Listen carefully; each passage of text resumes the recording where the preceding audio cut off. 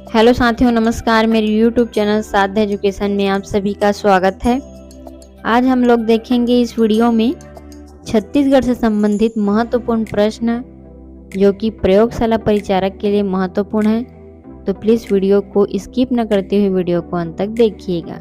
आइए देखते हैं प्रश्न। पहला प्रश्न है, मराठा कालीन शासन व्यवस्था के समय सूबा शासन के सर्वोच्च अधिकारी को किस नाम से संबोधित किया जाता है? तो इसका आंसर है सूबेदार। अगला प्रश्न है, छत्तीसगढ़ क्षेत्र में अंतिम सूबेदार के रूप में किस व्यक्ति को जाना जाता है? तो अंतिम सूबेदार के रूप में यादव राव दिनकर को जाना जाता है। अगला प्रश्न है, छत्तीसगढ़ क्षेत्र में प्रथम ब्रिटिश अधीक्षक के रूप में किस व्यक्ति को जाना जाता है? तो प्रथम ब्रिटिश अधीक्षक के रूप में कैप्टन एडमंड को जाना जाता है। छत्तीसगढ़ क्षेत्र में किस अंग्रेज अधिकारी ने ताहूदारी प्रथा की शुरुआत प्रारंभ किया था? तो ताहूदारी प्रथा की शुरुआत कैप्टन सैंडीज। अगला प्रश्न है, छत्तीसगढ़ क्षेत्र में अंतिम ब्रिटिश अधीक्षक के रूप में किस व्यक्ति को जाना जाता है? तो अंतिम ब्रिटिश अधीक्षक के रूप में कैप्टन क्रॉफ्ट को जाना जाता है। अगला प्रश्न है, छत्तीसगढ़ क्षेत्र में प्रथम जिलेदार के रूप में किस व्यक्ति को जाना जाता है? तो प्रथम जिलेदार के रूप में कृष्णराव अप्पा को जाना जाता है। अगला प्रश्न है, छत्तीसगढ़ क्षेत्र में अंतिम जिलेदार के रूप में किस व्यक्ति को जाना जाता है?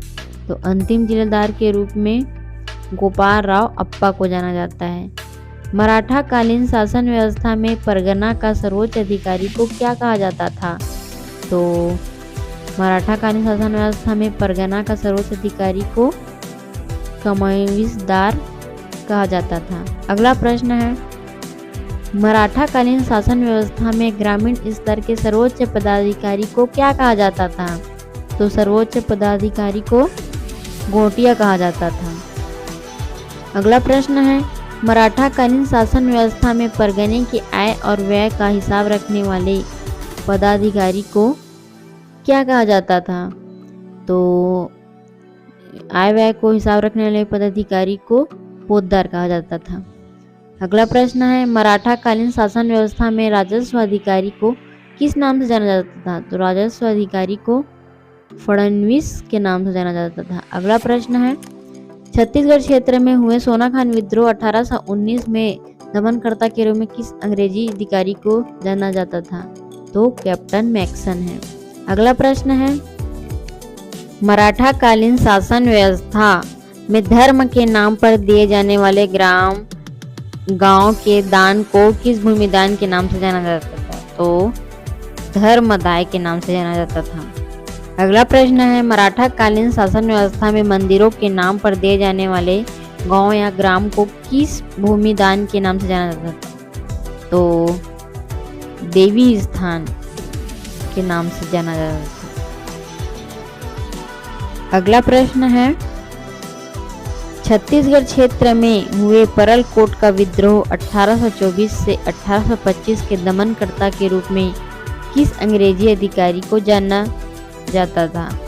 तो परलकोट का विद्रोह में कैप्टन पेबे को अंग्रेजी अधिकारी के रूप में जाना जाता था।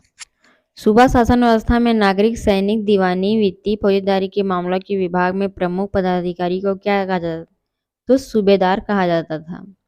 अगला प्रश्न है, मराठा कालीन शासन व्यवस्था में ब्राह्मणों को दान के स्वरूप ग्राम को दान में दिया जाता था। उस भूमि दान को किस नाम से जाना जाता था? तो उस भूमिदान को मोकासा के नाम से जाना जाता था। अगला प्रश्न है, मराठा कालीन शासन में व्यवस्था में जमींदारों से लिए जाने वाले वार्षिक कार्य नजराना को किस नाम से जाना जाता था? तो जमींदारों से लिए जाने वाले वार्षिक कार्य नजराना को टकोली कर के नाम से जाना जाता था।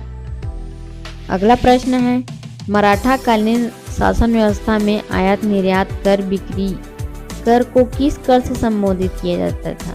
तो सायरा कर कहा जाता था।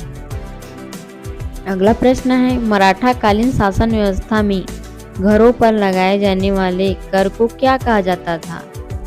तो मराठाकालीन शासन व्यवस्था में घरों पर लगाए जाने वाले कर को पट्टी कर कहा जाता था।